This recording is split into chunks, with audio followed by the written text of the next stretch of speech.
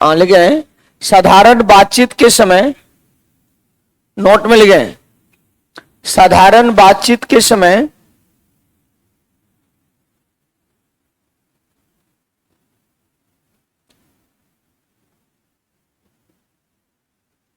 साधारण बातचीत के समय ध्वनि की तीव्रता 30 से 40 डीबी। साधारण बातचीत के समय ध्वनि की तीव्रता कितना 30 से 40 डीबी होता है।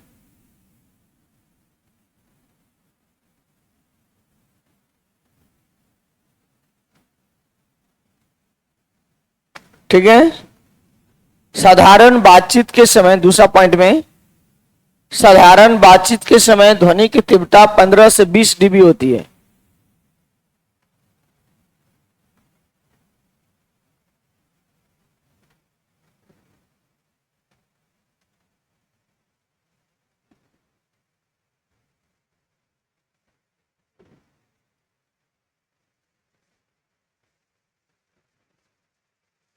नेक्स्ट पॉइंट, लड़ाई के समय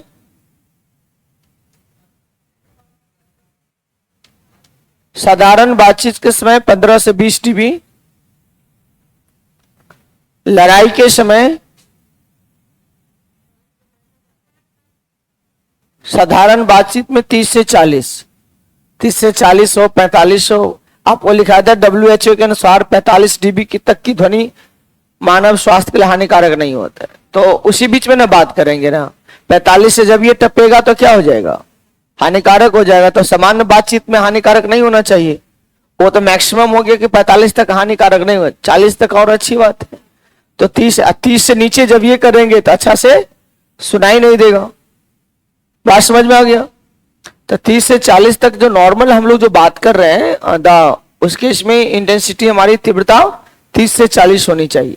और जिस समय लड़ाई करते हैं, फाइटा करते हैं, झट्टा करते हैं, वो 40 से तो टपेगा, कान के लिए अप्रिय होगा, बात नहीं। तो 60-70 तक जाएगा, 50 से लेकर 60 तक रहता है।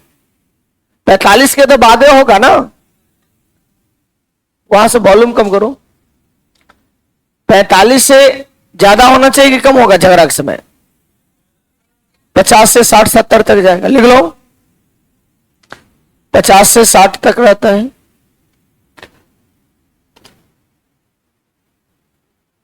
और डीजे जो बजेगा तो 100 प्लस पे चला जाता है, ठीक है, 90 प्लस चला जाता है वो। चलिए आगे बात करते हैं, एक और नोट पर बात करेंगे। टाइम का ध्यान रखिए। आपको टाइम मैं परसों ही बता दिया था कि मेरी क्लास 3:30 बजे से होगी, बोला था ना।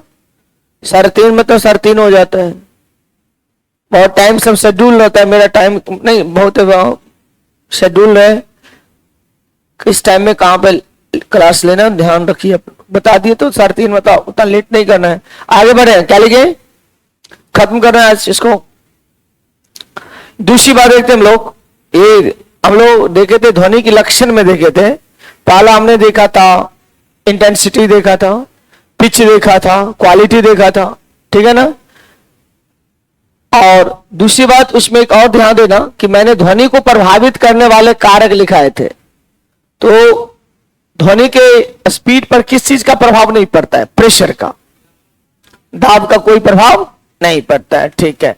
आर्द्रता बढ़ने से बढ़ जाता है, तापमान बढ़ने से बढ़ जाता है, ठीक है, और घनत्व बढ़ने से घट जाता है, ठीक है ना। इलास्टिसिटी बढ़ने से बढ़ जाता है, सिंपल बात है। अब एक बात देखते हैं, ये बहुत इंपॉर्टेंट, बार बार क्वेश्चन रिपीट करेगा आपको।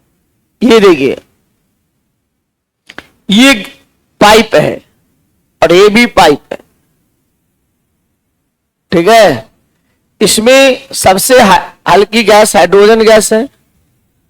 हाइड्रोजन गैस हल्की होती है। अंदर आगे आ जाइए, आगे आ जाइए। टाइम का ध्यान रखिए, पढ़ाई रखिए, बचपना छोड़िए। मास्टर बनने जा रहे हैं, चुलबुल कर रहे हैं, ठीक है। मास्टर बनने जा रहे हैं तो मास्टर का लक्षण होना चाहिए ना। ये H2 है और इसमें मान लो कि O2 गैस है। तो सबसे हल्की गैस यही है। कौन सी गैस है? हल्की गैस कौन सी है? आपको पूछेगा आयन मंडल है, बहिर्मंडल है, उस समय किस गैस की मात्रा सबसे ज्यादा। तो ऊपर ज्यों ज्यों बढ़ोगे तो हाइड्रोजन गैस की मात्रा बढ़ती जाती है, क्योंकि जो गैस हल्की होगी वो कहां जाकर रुकेगा? ऊपर में जाकर रुकता है, ठीक है ना। नीचे जो भारी गैस होगा वहीं रुकेगा। तो हमारा जो हाइड्रोजन गैस है, इस पाइप में हाइड्रोजन गैस है, हमारा ध्वनि का तीसरा भाग चल रहा अभी, तीसरा भाग है, ठीक है ना। ये हाइड्रोजन गैस है, इस पाइप में हाइड्रोजन है और इस पाइप में कौन सी गैस है? यहां से साउंड निकला और यहां से साउंड को प्रवेश करवाए, ध्वनि यहां से भी चला, तो इसमें ध्वनि की चाल ज्यादा होगी। किसमें? हल्की गैस में। और इसमें ध्वनि की चाल, ये ध्यान रखना है कि किस गैस में ध्वनि की चाल सबसे ज्यादा होगा?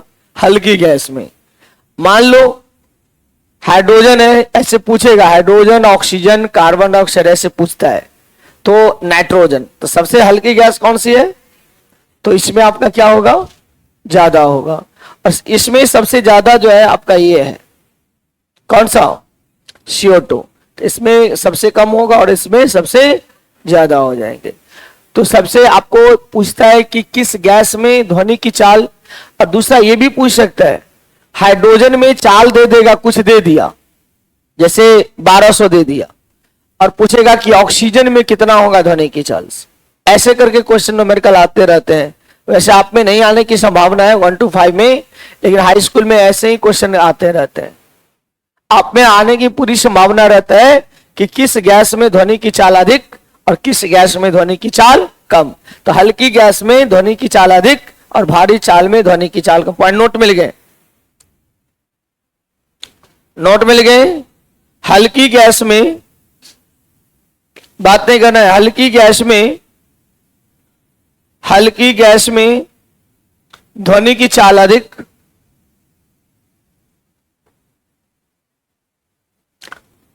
हल्की गैस में ध्वनि की चाल अधिक एवं भारी गैस में ध्वनि की चाल कम होती है।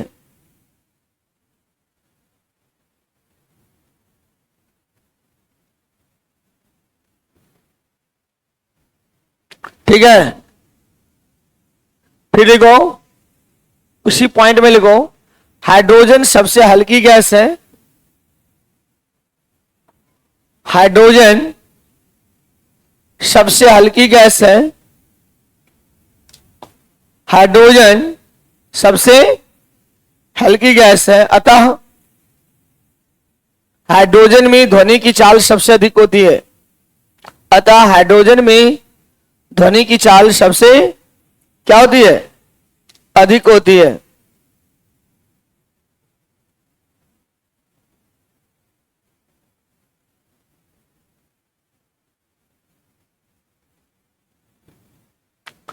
ठीक है ना, आगे बढ़े, कोई दिक्कत? फिर नोट लिखो, दो गैसों में ध्वनि की चाल डैश, दो गैसों में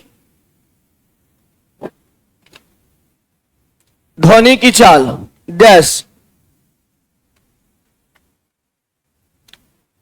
दो गैसों में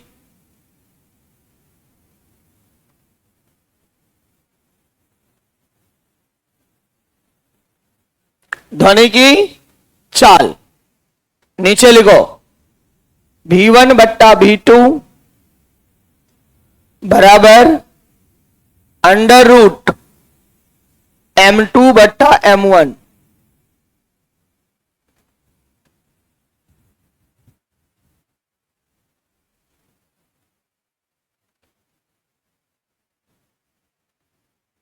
क्वेश्चन लिखे, यहां देखो, जहां पे देखो, जैसे यहां देखो, ये V1 हो गया ध्वनि की चाल, ये भी हुआ ध्वनि की चाल। M2 यहां देखो, जैसे ये पाइप है और ये भी पाइप है, इसमें ध्वनि की चाल कितना है V1, इसमें ध्वनि की चाल, इसमें जो गैस है इसका जो वजमास है अनुभार M1 है, इसमें गैस का अनुभार M2 है। तो यहां देखो इधर V1 V2, यहां पर उल्टा M1 M2 नहीं होगा, उल्टा M2 बटा M1। V1 क्या है पहले गैस में ध्वनि की चाल, और M1 क्या है पहले गैस का अनुभार। V2 क्या है दूसरे गैस में ध्वनि की चाल, M2 क्या है दूसरे गैस का अनुभार। वजन भारी है क्या हल्का है, बात समझ में ना। जहां पर देखो M1 जो है पहले गैस का अनुभार, M2 जो है दूसरे गैस का अनुभार।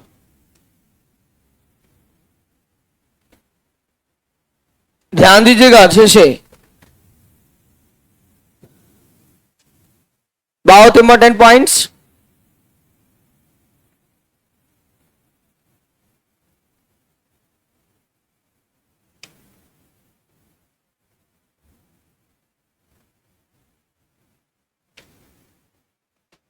इसमें एक ही क्वेश्चन अगर आना होगा न्यूमेरिकल तो आएगा आपको। क्वेश्चन लिखे यदि, क्वेश्चन लिखे किस गैस में ध्वनि की चाल ज्यादा होगा, हल्की गैस में। सबसे हल्की गैस हाइड्रोजन है, उसमें ध्वनि की चाल लगभग 1100 से लेकर के 1200, लगभग 1100 मीटर पर सेकेंड। कितना 1100 मीटर पर सेकेंड। और किसी और गैस में 1100 से कम में होगा क्या, लिख लो पॉइंट करके क्वेश्चन लिखो। यदि हाइड्रोजन गैस में ध्वनि की चाल, यदि हाइड्रोजन गैस में, क्वेश्चन है हमारा, यदि H2 गैस में ध्वनि की चाल 1100 मीटर पर सेकेंड है, तो ऑक्सीजन O2 गैस में ध्वनि की चाल क्या होगी, क्या होगी। माय डियर बिल्कुल ध्यान से रखिए।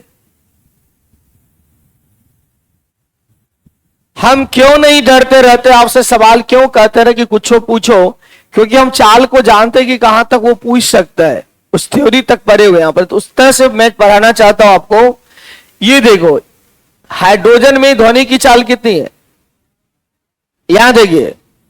सबसे पहले आपने पढ़ा है दो गैस हमारे पास है H2, H2 के लिए देखो M1 निकालो।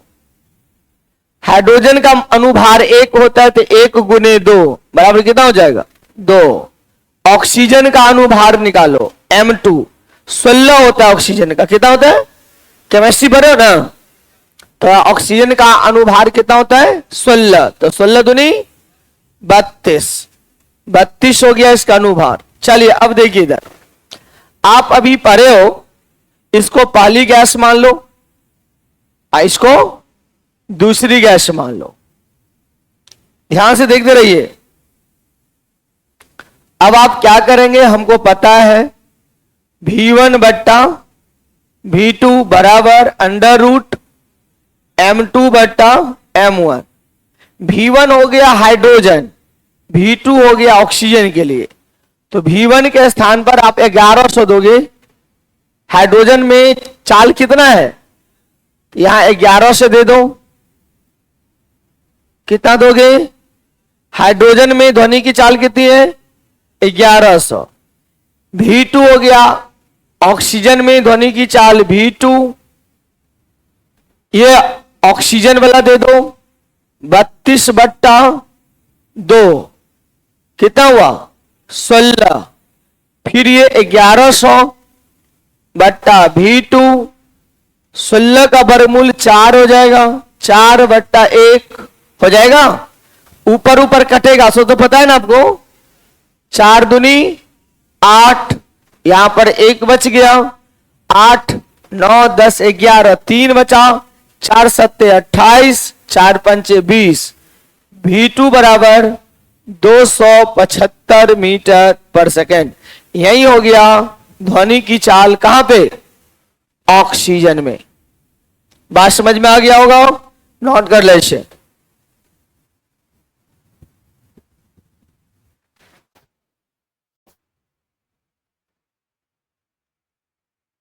पहली गैस किसको माने? हाइड्रोजन को। तो हाइड्रोजन का अनुभार M1। दूसरी गैस किसको माने? ऑक्सीजन को, तो उसका अनुभार M2। M2 बराबर ऑक्सीजन का 16, तो 2 ऑक्सीजन है तो 16 गुने 2 32।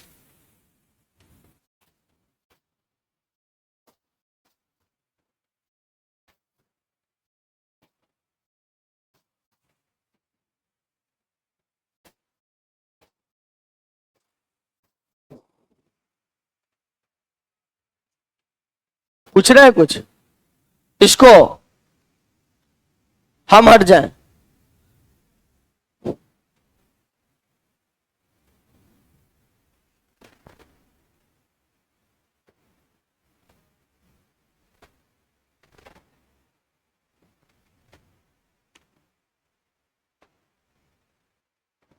क्रॉप करते थे ना अपन।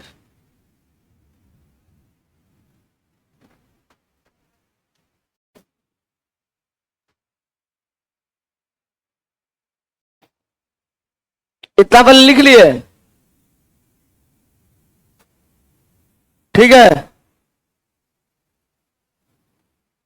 मिनिमाइज नहीं हो रहा है।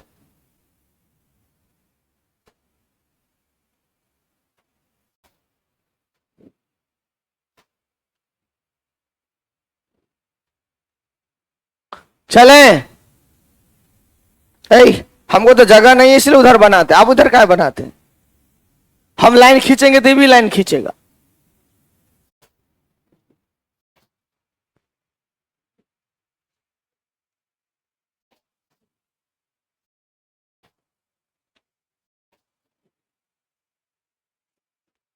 ध्यान देना है, ट्रिक रखना है। अनुभार बढ़ने से ध्वनि की चाल पर क्या प्रभाव पड़ेगा? घटेगा। हल्की गैस कौन सी है? हाइड्रोजन का अनुभार कम है और ऑक्सीजन का अनुभार, तब अनुभार बढ़ा तो चाल क्या हो गया? मैंने कल बोला था ना कि कुछ बढ़े तो ध्वनि की चाल बढ़ जाएगी, लेकिन एक छोड़ करके अनुभार बढ़ेगा, ध्वनि की चाल घट जाएगी। अनुभार बढ़ने का मतलब है कि गैस भारी हो गया। गैस क्या हो गया? भारी हो गया। ब्रह्मांड में सबसे अधिक मात्रा में कौन सी गैस पाई जाती है? हाइड्रोजन। वायुमंडल में हमारा नाइट्रोजन है, वायुमंडल में नाइट्रोजन है। दूसरे स्थान पे ब्रह्मांड में हीलियम है, क्योंकि सूर्य तारा किससे बना हुआ है? हीलियम है। तारे का जन्म कैसे होता है? तारे का जन्म, तारा भी हम लोग की तरह जन्मता है, जवान होता है और मर जाता है। हमने क्या बोला है? ब्रह्मांड में सबसे ज्यादा मात्रा में कौन सी गैस है? हाइड्रोजन। तो मान लो कि एक विशेष क्षेत्र में ब्रह्मांड में अति कुल हो गया, टेम्परेचर काफी क्या हो जाता है? डाउन हो जाता है, तो वहां जो हाइड्रोजन गैस है वो जम जाता है, और जम गया तो धीरे धीरे वो बन गया क्या चीज? तारा। तारा का रूप ले लेता है, और उसमें कोई अचानक विस्फोट होती है, हाइड्रोजन हाइड्रोजन एक दूसरे से टकराते हैं तो आग पकड़ लेता है, और आग पकड़ लिया तो बन जाता है सूरज। तारा यानी तारा एक प्रकार का क्या है? सूरज है। उससे उसकी बात करना, फिर ज्योग्राफी की बात होगी। अच्छा ये बताओ, सूर्य के पृथ्वी के कोर में सबसे मात्रा में कौन सी धातु पाया जाता है? कोर में कौन कौन सी धातु है? भूपर्पट्टी में क्या है? सैल, सियाल, SiAl। सियाल माने सिलिकन और एल्युमिनियम। कोर में आता है निफे, निकल और आयरन। ध्यान रखिए सबको। सियाल, सीमा, सिलिकॉन, मैग्नीशियम, ध्यान रखिए उसको, क्या पढ़ाई हो रही है उस पर सीधे रटने से नहीं होगा। चलिए आगे बात करते हैं हम लोग। क्या लिखा? तो गैस का अनुभार बढ़ने से ध्वनि की चाल घट जाती है। नहीं, लिख लो, याद रखें कि, पॉइंट करके याद रखें कि गैस का अनुभार बढ़ने से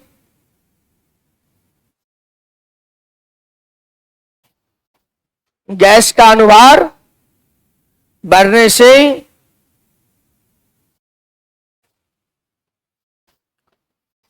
ध्वनि की चाल क्या घट जाएगी। नेक्स्ट पॉइंट्स,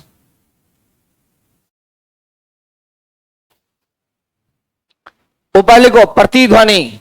हमारा नेक्स्ट ये खत्म हो गया। अगला टॉपिक है प्रतिध्वनि, जिसको अंग्रेजी में इको कहा जाता है। प्रतिध्वनि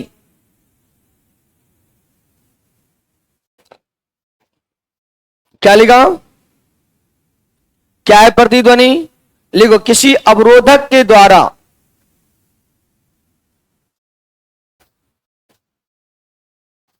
किसी अवरोधक के द्वारा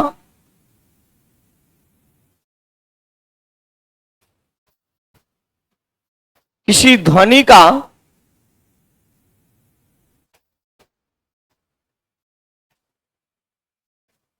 किसी ध्वनि का टकराने के फलस्वरूप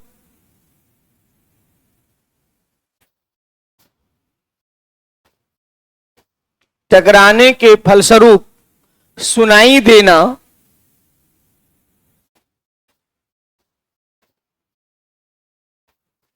प्रतिध्वनि कहलाता है।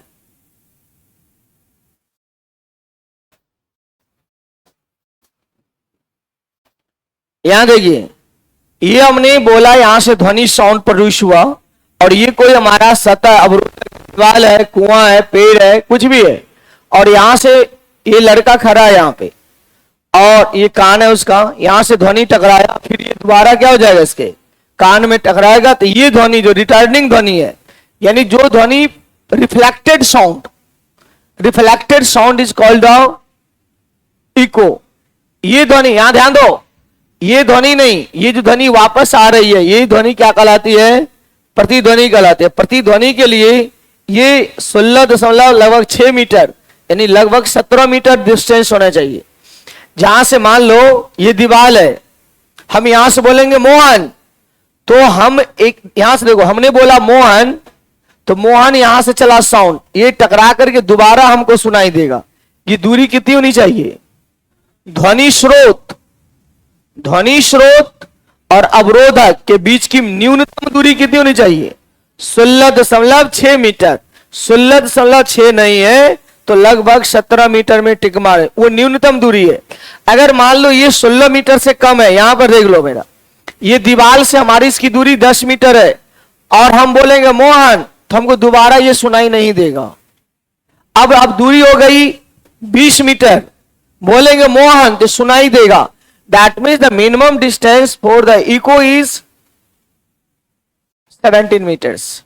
मिनिमम है वो। मैंने बोला परीक्षा पास करने के लिए मिनिमम 30 अंक लाना, 40 लाओगे तभी पास कर जाओगे, 29 लाओगे फेल कर जाओगे। मैंने बोला प्रतिध्वनि के लिए मिनिमम दूरी कितनी होनी चाहिए? 16.6 मीटर। क्या इससे ज्यादा रहेगा तो प्रतिध्वनि होगा कि नहीं होगा? होगा। पॉइंट कर ले। प्रतिध्वनि के लिए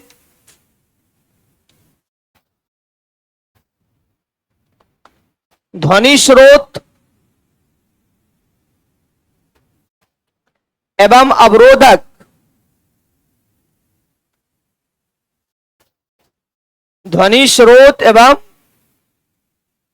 अवरोधक के बीच की न्यूनतम दूरी कितनी होनी चाहिए? 16.6 मीटर। 16.6 मीटर ब्रैकेट में लगभग 17 मीटर, ऐसे लगभग 17 मीटर होनी चाहिए।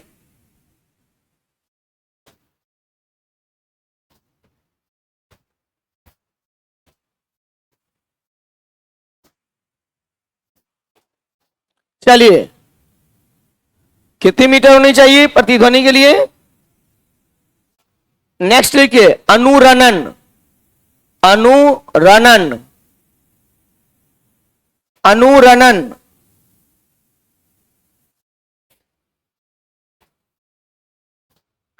अनुरणन, रिवर्बिरेशन। Reverberation, reverberation.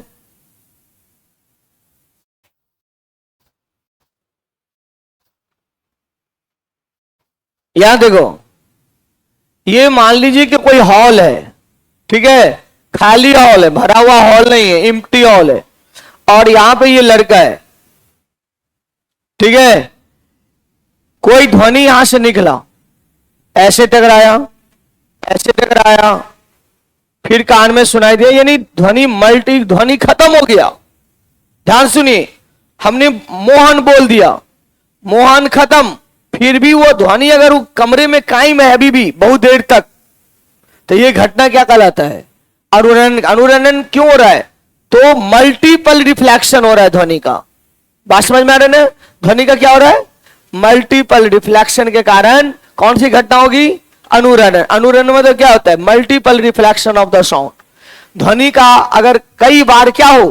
परावर्तन हो, तो ये घटना क्या कहलाता है? अनुरणन कहलाता है। पॉइंट करके लिखें, लिख लो। ध्वनि स्रोत के समाप्त हो जाने के बाद भी, ध्वनि स्रोत के समाप्त हो जाने के बाद भी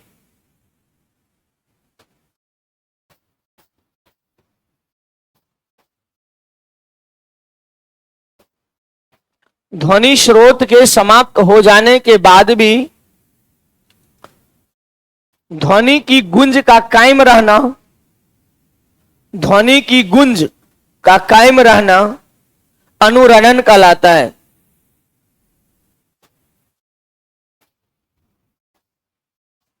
क्या कहलाता है?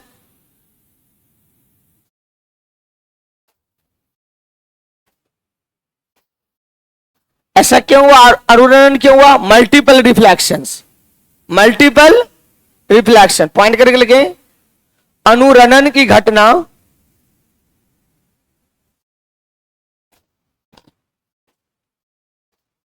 अनुरणन की घटना ध्वनि के मल्टीपल परावर्तन के कारण होता है, मल्टीपल परावर्तन के कारण होता है।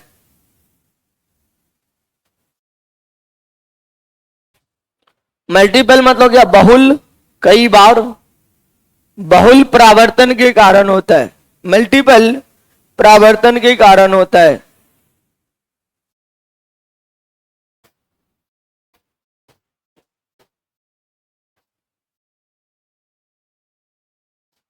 ठीक है? अगर ऐसा होगा तो क्या होगा बताओ? कोई बात आपको सुनाई नहीं देगा, जैसे आपने बोला मोहन, मोहन सुनाई दे रहा है, फिर बोला सोहन, एक ही ध्वनि आपको बार बार सुनाई देगा, मोहन मोहन मोहन मोहन, क्योंकि बार बार रिफ्लेक्शन करके आपके कान में क्या आएगा? वो आएगा।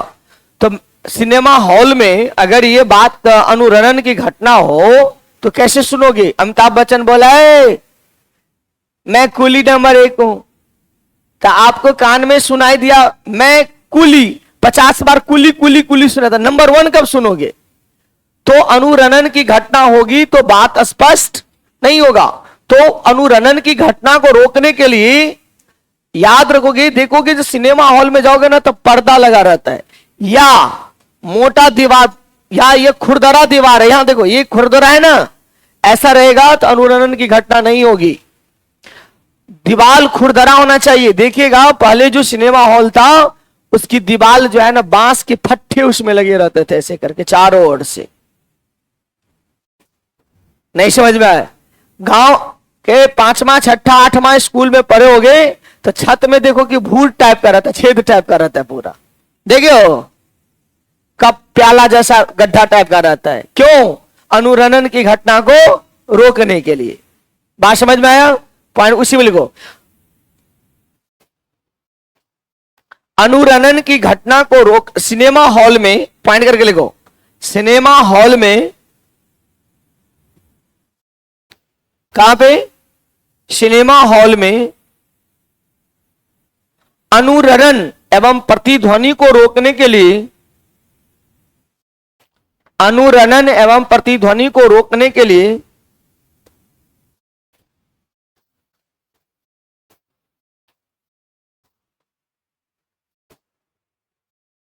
अवशोषक पदार्थ,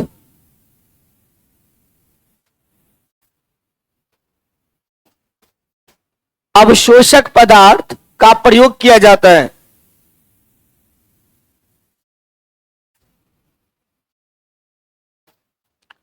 तथा साथ ही दीवाल को क्या करोगे, खुरदरा करोगे कि पॉलिश कर दोगे, तथा साथ ही दीवाल को खुरदरा कर दिया जाता है।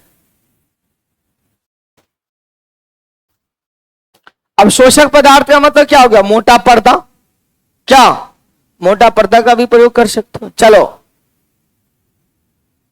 अवशोषक पदार्थ का प्रयोग किया जाता है तथा साथ ही दीवाल को क्या किया जाता है, खुरदरा कर दी जाती है।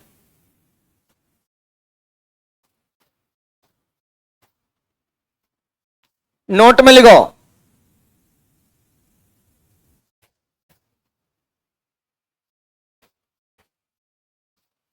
यहां देखिए, ये मान लीजिए खिड़की है, ठीक है, खिड़की, हम यहां से बोले मोहन, तो साउंड क्या होता है, खिड़की के किनारे से टकरा करके, ये खिड़की है, ठीक है, और खिड़की के किनारे से टकरा करके फिर ध्वनि उस पार क्या हो जाती है, चली जाती है। इस घटना को बोलते हैं विवर्तन।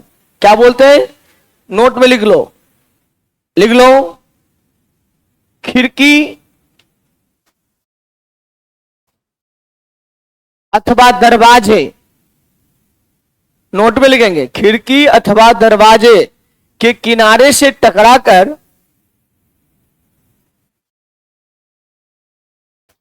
खिड़की अथवा दरवाजे के किनारे से टकराकर ध्वनि तरंग का बाहर निकलना क्या कहलाता है, विवर्तन, डिफ्रैक्शन कहलाता है, विवर्तन।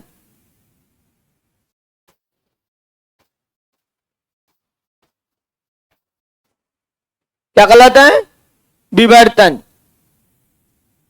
पैराग्राफ चेंज करके फिर से मिला लो, खिड़की अथवा दरवाजे के किनारे, क्या, किनारे से टकराकर ध्वनि तरंग का बाहर निकलना क्या कहलाता है। मान लो कमरा बंद है, फिर भी हम बात करते हुए आदमी को कैसे सुन लेते हैं, तो कमरा बंद है, दीवार बंद है, खिड़की तो खुली होगी, खिड़की का कोई किनारा तो खुला होगा, कहीं तो हवा जाती होगी, उस किनारे से टकरा करके ध्वनि क्या हो जाती है, बाहर आ जाती है। तो कौन सी घटना के कारण सुन लेते हैं, पैराग्राफ चेंज करके उसी में लिखो, बंद कमरे में, उसी पॉइंट में पैराग्राफ चेंज करके, बंद कमरे में बात कर रहे व्यक्ति की आवाज,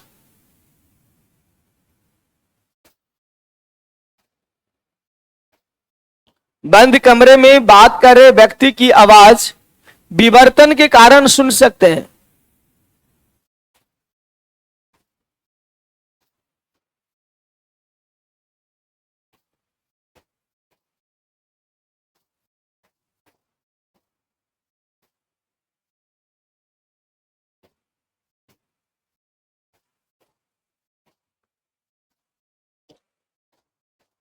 एक बार पढ़ लीजिए कॉपी को।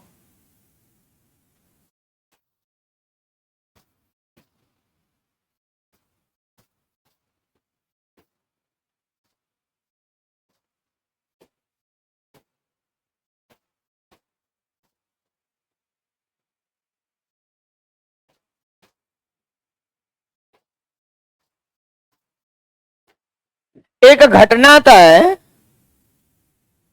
अनुनाद, अनुनाद, हेडिंग दे दो, अंग्रेजी में कहते हैं रिजोनांस। नाम सुने, रिजोनांस क्या होता है, जैसे सुने होंगे कि सिपाही को कदमों से कदम पुल पे चलने की सलाह नहीं दी जाती है, वहां पर पुल अचानक क्या कर जाएगा, क्रैश कर जाएगा, टूट जाती है। पॉइंट करके लिखो तो, लिख लो।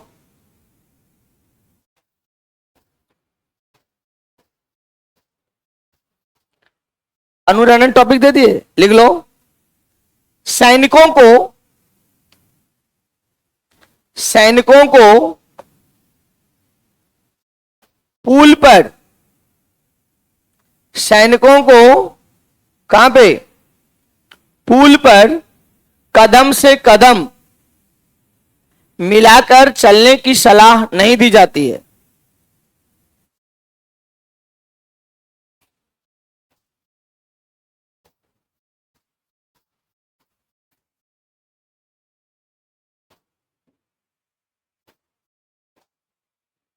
ठीक है, क्योंकि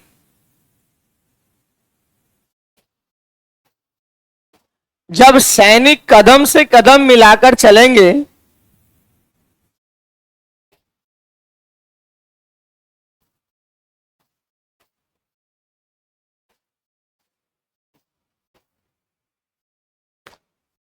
तो अनुनाद के कारण, याद रखना है, अनुनाद अंडरलाइन कर लो। कौन सी घटना, अनुनाद के कारण पुल क्षतिग्रस्त हो सकता है।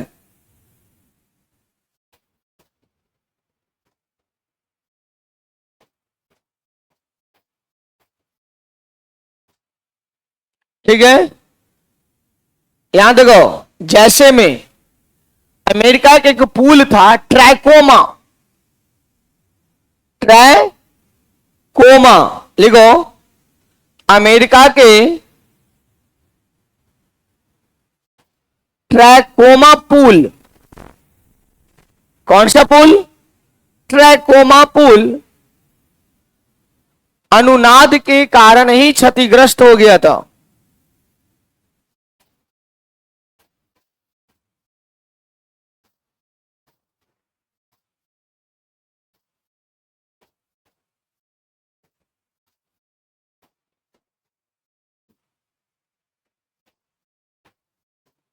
ठीक है, बात समझ में आ गया। कौन सी पुल, सुना होगा तानसेन जो है अपनी आवाज से कांच की खिड़की को भी क्रैक कर देता था। सुना है कि नहीं, नहीं सुने, देखो यहां पे एक मान लो ये खिड़की है और इसमें ये लगा हुआ कांच है, ये कांच है आपका, तो हर वस्तु क्या करती है, कंपन करती है। हर वस्तु में क्या होता है, कंपन करती है। ठीक है, याद रखना है। पुल भी, मान लो ये पुल है, ये पुल है, तो सर आजकल का पुल काहे नहीं टूट रहा है, आजकल के पुल की चर्चा नहीं हो, लचका पुल की चर्चा हो रही है, बांस वाला पुल की चर्चा हो रही है, ये वाला पुल की चर्चा नहीं, जिस पर रेल चल रहा है उसकी चर्चा नहीं हो रही है, देहाती पुल की चर्चा हो रही है। ठीक है ना, वो कुशेश्वर स्थान वाला पुल की चर्चा हो रही है। ठीक है, अब यहां देखो, ये पुल जो है ना खुद अपने आप, इस पे कोई नहीं चल रहा है, फिर भी वो क्या करता रहता है, वाइब्रेट करता रहता है। इसकी अपनी कुछ कंपन आवृत्ति होती है, उस आवृत्ति के साथ वो क्या करता रहता है, कंपन करता है। ठीक है, अब मान लो ये हमारी खिड़की है, तो खिड़की क्या करती है, वो खिड़की है तो कंपन करती है। हम ध्वनि निकाले, अगर हमारी आवृत्ति, हमारे ध्वनि की आवृत्ति खिड़की के कंपन की आवृत्ति के बराबर हो जाए, वो जिस आवृत्ति से वो क्या कर रहा है, कंपन कर रहा है, उतनी ही आवृत्ति का हमारा भी ध्वनि अगर हो, तो ये दोनों कंपन मिलकर के एक बड़े कंपन के साथ वो क्या करेगा, वाइब्रेट करता है, और इस घटना को कहते हैं अनुनाद। क्या कहते हैं, तो पुल पे क्या होता है, पुल तो कंपन कर ही रहा है, अगर कदमों की आवृत्ति भी पुल के स्वाभाविक आवृत्ति के बराबर हो जाए, यदि कदमों के सैनिकों के कदमों की आवृत्ति पुल की स्वाभाविक आवृत्ति के क्या हो जाए, बराबर हो जाए, तो पुल बड़े आयाम के साथ क्या करेंगे, कंपन करने लगेंगे, और पुल क्या हो सकते, क्षतिग्रस्त हो सकते। पॉइंट टू बी नोटेड, लिख लो। गायक, गायक, वक्र गायक और गायक, गायक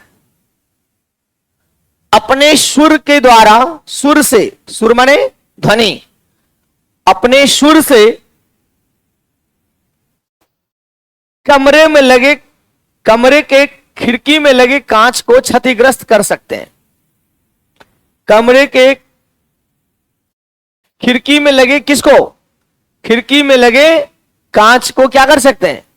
क्षतिग्रस्त कर सकते हैं। क्योंकि क्योंकि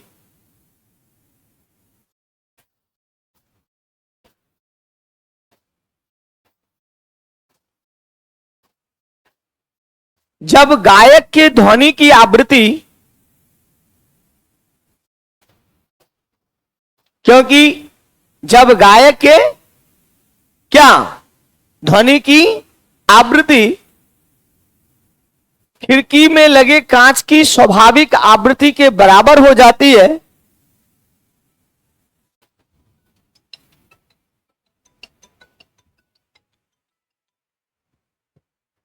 हेलो, हाँ बोलिए, हाँ हेलो, क्या लिखे? गायक की ध्वनि की आवृत्ति, मान लो हम गायक हैं, हमारी आवृत्ति किसके बराबर हो गई? कांच की तो कुछ कंपन कर रही है ना, उसकी आवृत्ति के, क्या लिखो फिर से बोलो तो? यदि गायक की ध्वनि की आवृत्ति खिड़की में लगे कांच की स्वाभाविक आवृत्ति के बराबर हो जाती है, तब कांच बड़े आयाम के साथ क्या करने लगते हैं? कंपन करने लगते हैं। तब कांच बड़े आयाम के साथ कंपन करने लगते हैं। कांच छूट गया, स्वाभाविक आवृत्ति के बराबर हो जाती है, तब तब कांच क्या बड़े आयाम के साथ कंपन करने लगते हैं और कांच क्षतिग्रस्त हो जाते हैं।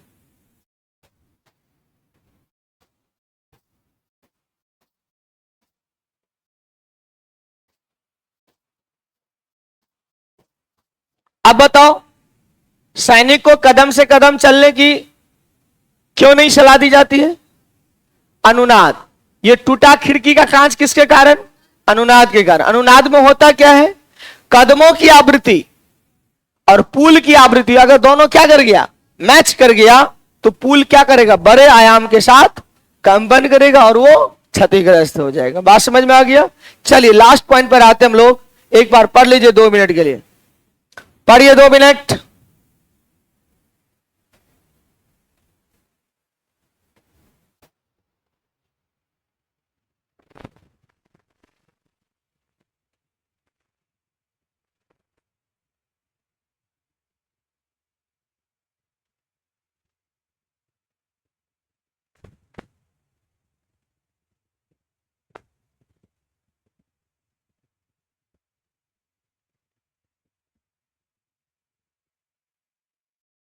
बातें कीजिए।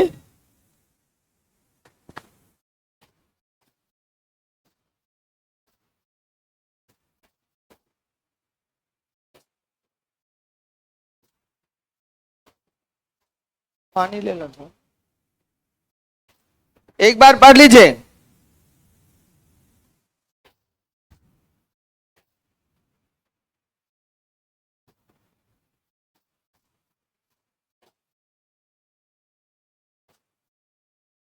पूरा पढ़ लीजिए, देख लीजिए एक बार पढ़ के।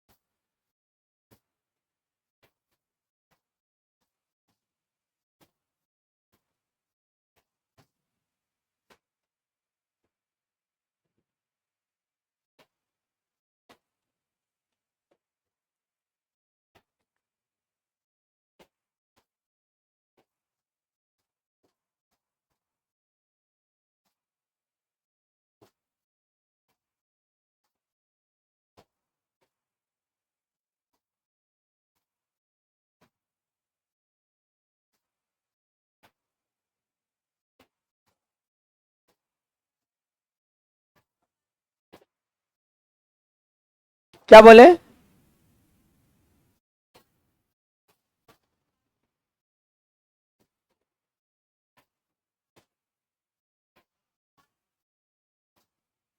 हाँ, कानाफूसी के समय 1500। आप उल्टा लिख लिया होगा। मैंने साधारण बातचीत में कितना लिखाया है? 30 से 40। कानाफूसी में? तो इसमें क्या दिक्कत है? बहुत मार खाएगी तुम। इससे पहले भी ये हमको कॉपी दिखाई थी।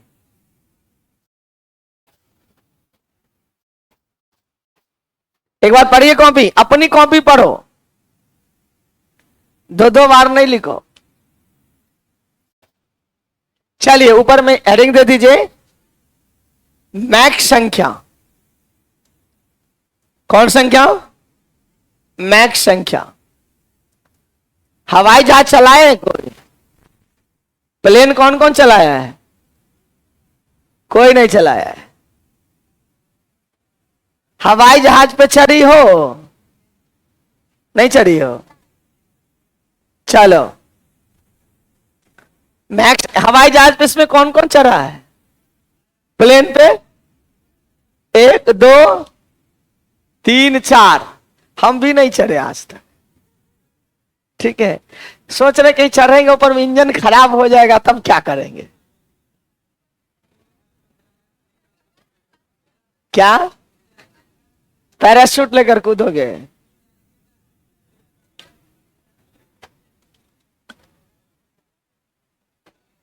कई बार जो है ना, दिल्ली गए तो टिकट कटा कटा दिए और फिर कैंसिल करवा दिए, ट्रेन से चले जाते हैं। तो इस बार सोच रहे हैं कि प्लेन से जाएंगे, जो होना होगा अपना होता रहेगा। आप जो होगा होगा, देखा।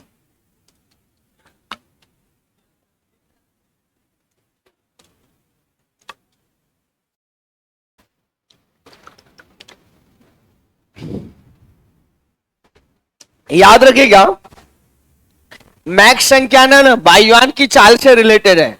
पूछेगा, वो बीपीएससी पूछ दिया है कि मैक संख्या किससे रिलेटेड है? वायुयान की चाल से।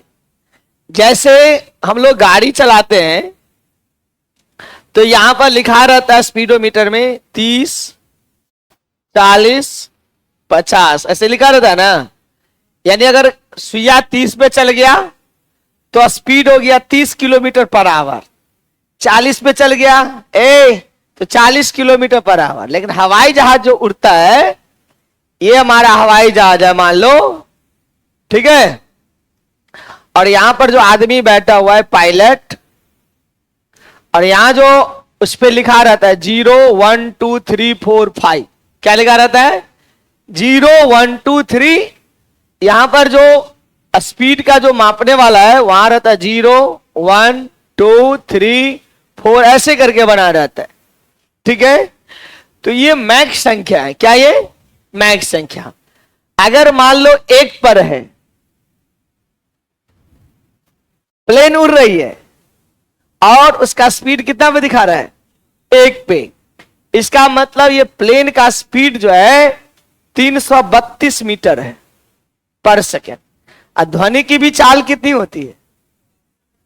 1 का अर्थ होता है कि वायुयान की चाल और ध्वनि की चाल बराबर है। समझ में आ गया? अगर मैक संख्या 2 पर चला गया तो 332 गुने 2 664 मीटर पर सेकेंड। किसका स्पीड हो गया? वायुयान की चाल। बात समझ में आया? पहली पॉइंट लिखो, मैक संख्या लिखो डैश। मैक संख्या किससे रिलेटेड है?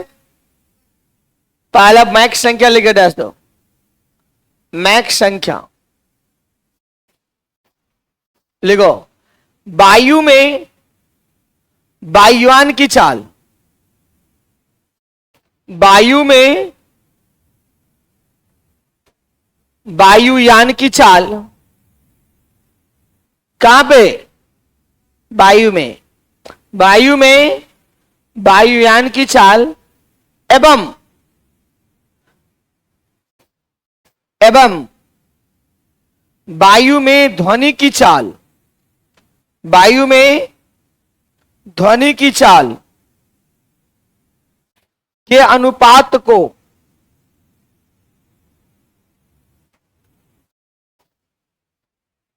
मैक संख्या कहते हैं। के अनुपात को क्या कहते हैं? मैक संख्या कहते हैं। नीचे लिखो, मैक संख्या बराबर वायुयान की चाल बट्टे वायु में किसकी चाल? ध्वनि की चाल।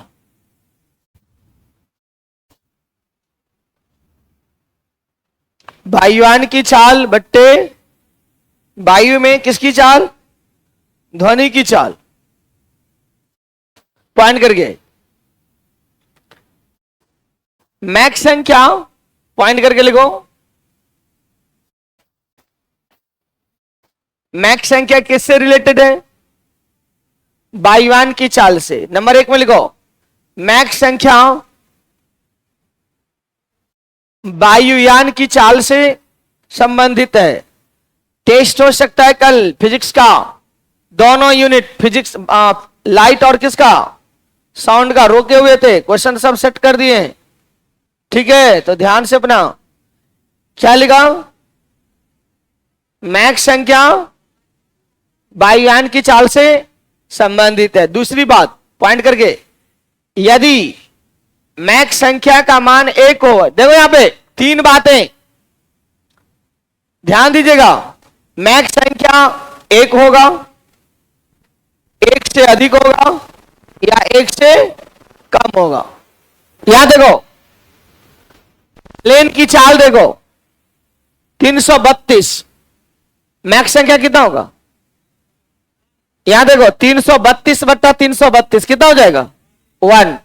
अगर मैक संख्या का मान 1 है तो इसका मतलब वायुयान की चाल ध्वनि की चाल के बराबर है। देखो मैक संख्या बराबर क्या होगा? वायुयान की चाल। तो वायुयान की चाल कितना माने हो? 332 मीटर। ध्वनि की चाल भी कितनी होती है? आंसर कितना आया? 1। यानी मैक संख्या 1 है, इसका मतलब क्या हुआ? वायुयान कितना स्पीड से चल रहा है? ध्वनि की चाल से, ध्वनि की चाल से, यानी 332 मीटर पर सेकंड से।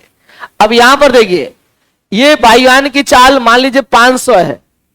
अब बताइए मैक संख्या 1 से ज्यादा होगा कि 1 से कम होगा? तो यहां देखो 500 बट्टा 332, 1 दशमलव कुछ होगा, 1 से क्या हो गया? अगर मैक संख्या 1 से ज्यादा है तो that means speed of the aeroplane is more than the speed of the sound. नहीं समझ में आया? अगर मैक की संख्या 1 से क्या है?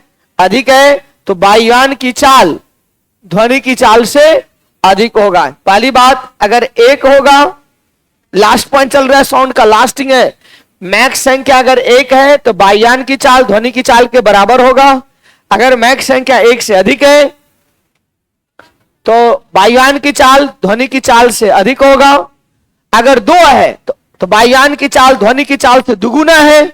3 है, त्रिगुना है।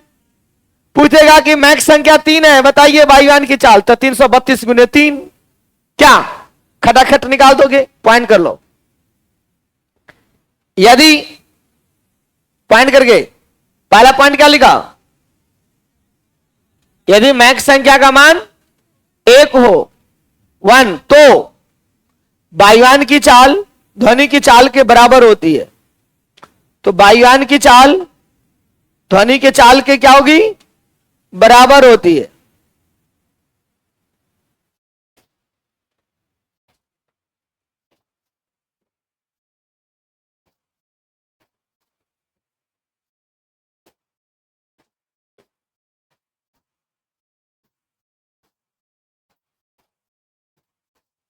ठीक है, फिर पॉइंट करके लिखो, यदि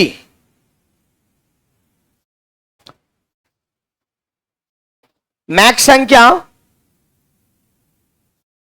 1 से अधिक हो ऐसे एक लिखो, ए वाला एक, अंक वाला एक से अधिक हो तब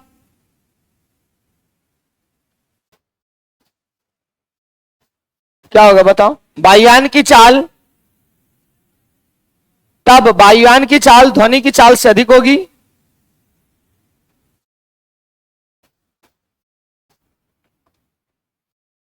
और इस स्थिति में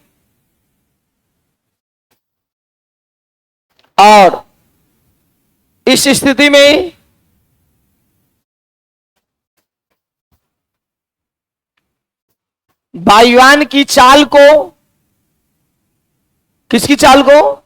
और इस स्थिति में वायुयान की चाल को पराध्वनिक कहते हैं।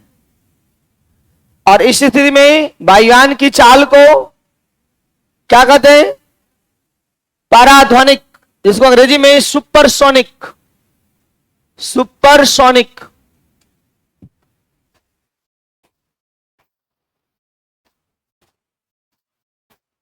या देखो, हम प्लेन है, मान लो हम प्लेन है, मानने में जाता क्या है, हमारी स्पीड देखो, उड़ रहे हम करके उड़ गए, ठीक है। हमारी स्पीड जो है मान लो 200 मीटर पर सेकेंड है। कितना है?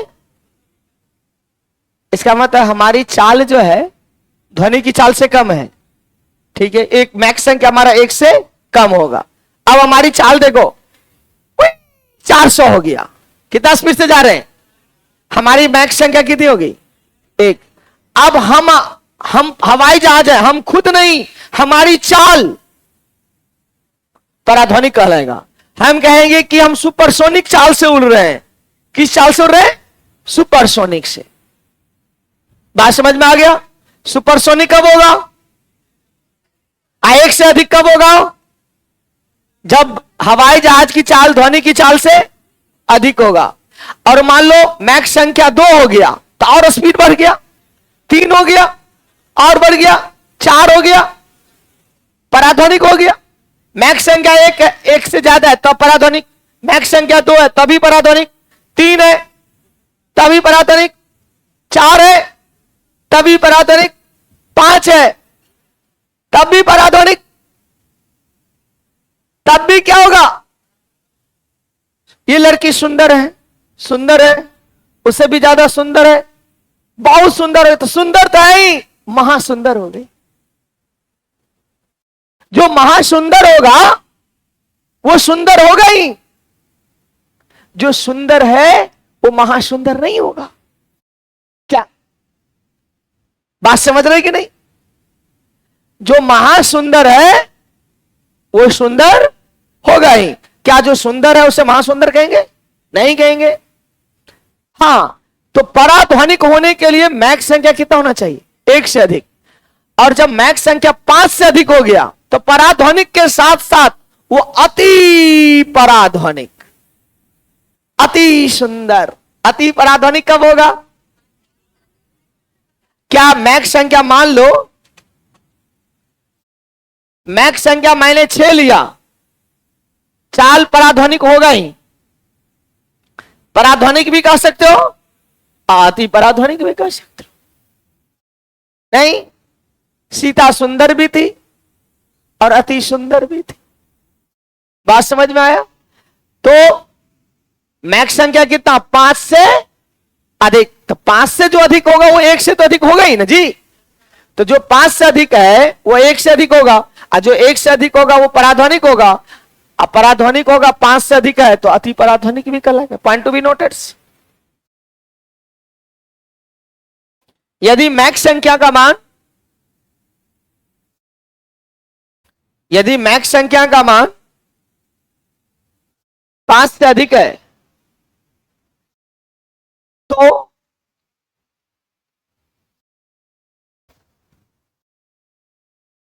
वायुयान की चाल क्या कहलाएगा? अति पराध्वनिक कहलाती है।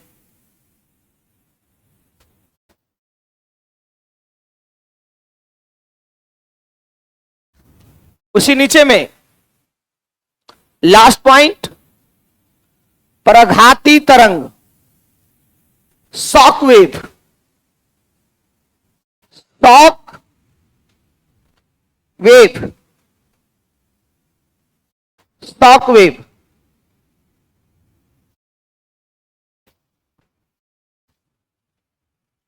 कौन सा वेव? प्रघाती तरंग। यहां लिखो, कौन सी तरंग की चर्चा कर रहा हूं? ये देखो, ये बिल्डिंग है, यहां देखो, ये बिल्डिंग है, ये छत है, और ये हवाई जहाज है। देखोगे जहां पर एयरपोर्ट होता है ना, वहां बड़ा बड़ा बिल्डिंग नहीं बना सकते। अभी यार 2 मंजिल के 1 मंजिल छत का घर भी जल्दी बनाने नहीं देगा, ठीक है। आसपास में ये सब दिल्ली मोड़ है, वहां पे आसपास में अब जमीन लेते हो तो ये छोड़ दो ब्रेन में कि हमें 2 मंजिला 3 मंजिला घर क्या करना है, बनाना है। उस विशेष क्षेत्र में आप 2-3 मंजिल घर नहीं बना सकते हो। क्यों का जवाब देख लो। ये हवाई जहाज उड़ी, कहां उड़ी? हवा में उड़ी। अगर इसकी चाल देखो, 400 मीटर पर सेकेंड है, 332 से ज्यादा है या कि नहीं है? मैक संख्या 1 से क्या हो गया? ज्यादा हो गया।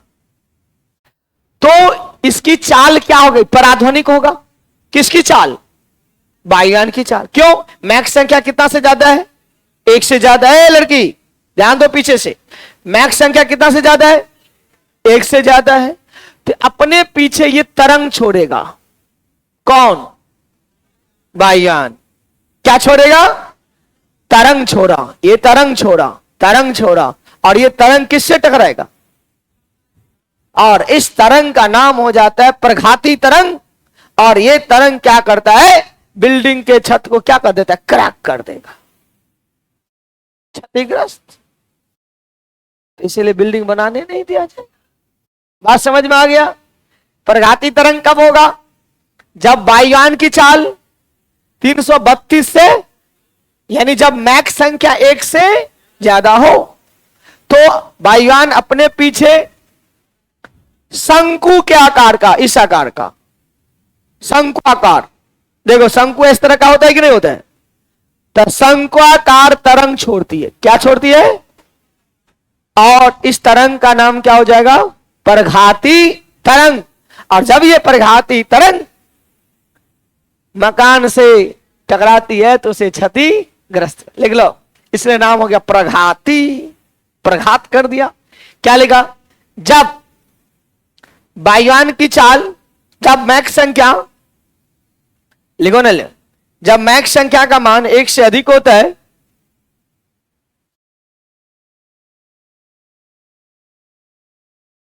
जब मैक संख्या का मान कितना 1 से अधिक होता है, तब वायुयान की चाल क्या होगा? बोलो। पराध्वनिक होती है। अब वायुयान की चाल क्या होती है? पराध्वनिक होती है।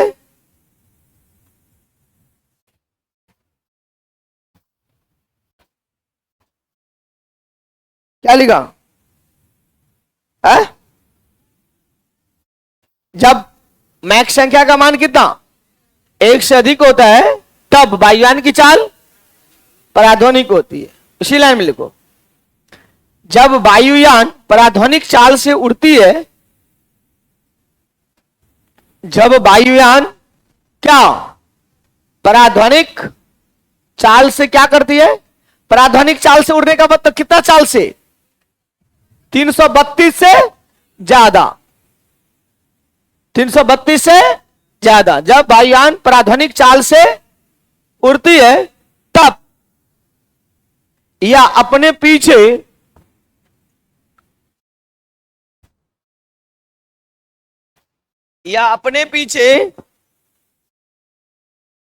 शंकु के आकार का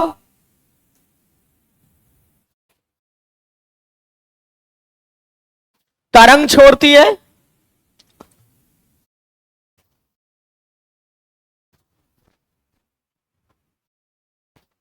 शंकु के आकार का क्या छोड़ती है? तरंग छोड़ती है, जिसे प्रघाती तरंग कहते हैं। जिसे क्या कहते हैं? प्रघाती तरंग कहते हैं।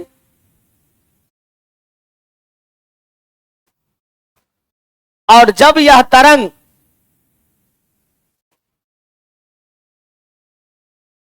किसी मकान से टकराती है तो उसे क्या कर देती है? क्षतिग्रस्त कर देती है।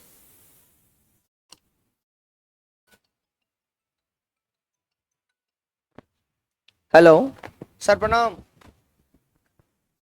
कहीं देर में बतियाई थी सर, लक्ष्य में से।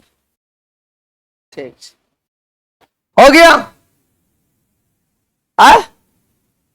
प्रणोदक, प्रणोदक तो फ्यूल है जो रॉकेट में यूज किया जाता है। ठीक है, चले एक बार पढ़ लो, कॉपी पढ़ लो। प्रोपुलेंट, उसको अंग्रेजी में क्या कहते हैं? प्रोपुलेंट। चलिए एक बार कॉपी पढ़ लीजिए, पूरा पढ़ लो, खत्म कर दिया इसको। अब इस बार पढ़ लेना, इस बार पूरी तरह से कॉपी को पढ़ो, उसको कॉपी को। अभी जितना लिखा है उसको रिपीट कीजिए आप।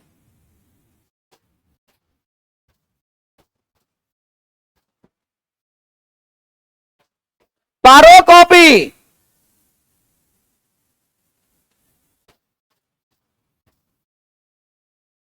क्या तुम्हारा मिसिंग हो रहा है फिर? कट्टम कुट्टा खाली कर रही है, कट्टम कुट्टा। पढ़ो उसको, कॉपी को। प्रघाती तरंग कब होगा? जब वायुयान की चाल, वायुयान की चाल एक से अधिक होगा कि मैक संख्या एक से अधिक होगा? अब मैक संख्या एक से कब अधिक होगा? वायुयान की चाल ध्वनि की चाल से अधिक होगा, 332 से ज्यादा। पढ़िए पढ़िए उसको।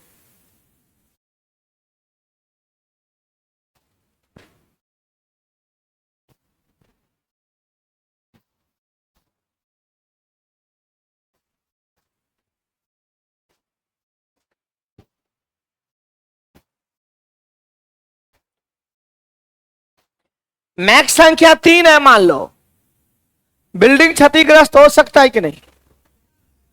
जब ये एक से अधिक है तो 3, तो बात तो हो ही जाएगा ना। एक से अधिक है तो और क्षतिग्रस्त, 3 हो तो और क्षतिग्रस्त हो। क्षतिग्रस्त शुरू होना एक से, जब ये 332 से टपेगा तो हो जाएगा। ठीक है, तब ना कहता है कि कान बंद कर लो। क्यों? कान का पर्दा फट जाएगा। बात समझ में आया? इसलिए डीजे के सामने में खूब नाचो नहीं, पर्दा चला जाएगा, कान का उड़ गया। लो, अब ऑपरेशन कराते रहो। जो चीज डैमेज हो जाता है वो ठीक जल्दी नहीं होता है। ठीक है, क्या बोले? शादी में नाचेगा? हेलो, हाँ नमस्ते।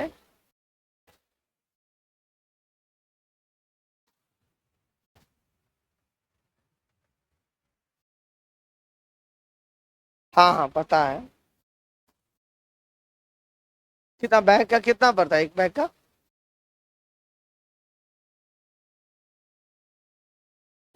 अभी हम तो छुट्टी पे हैं, हम शाम में आएंगे ना बच्चे। हम नंबर सेव कर लेते हैं, हम बात कर लेते हैं। हो गया? पढ़ो ना एक बार, कोई डाउट है तो पूछ लो।